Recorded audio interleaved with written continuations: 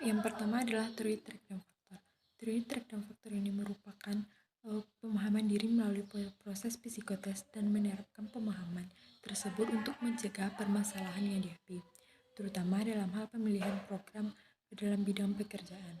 Nah, teori dan faktor ini mengatakan bahwa kepribadian seseorang dapat dilukiskan dengan mengidentifikasi jumlah ciri sejauh tampak dari hasil tes psikologis yang mengukur masing-masing dimensi kepribadian tersebut.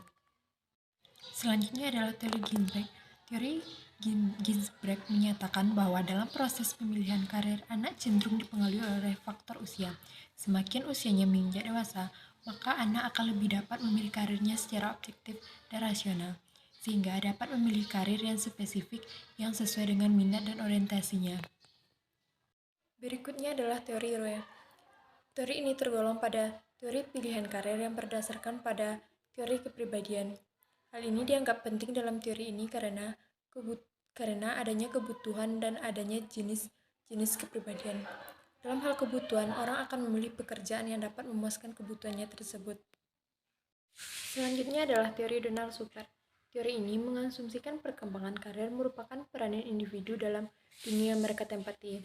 Ia juga menjelaskan bahwa peranan individu mencakup pengaruh dari hasil belajar, layanan kelompok, peluang, dan kerja keluarga bagi perkembangan karir sepanjang masa hidupnya. Berikutnya teori Holland. Teori ini menganggap bahwa minat kerja merupakan aspek dari kepribadian, sehingga deskripsi pekerjaan pribadi juga berkaitan dengan deskripsi kepribadian orang tersebut. Yang terakhir adalah teori Columbus. Teori ini memiliki pandangan bahwa dalam perencanaan arah karir siswa, individu akan dipengaruhi oleh 4 faktor. 4 faktor ini akan saling bersinergi dalam memberikan arahan dalam perencanaan arah karir seorang individu.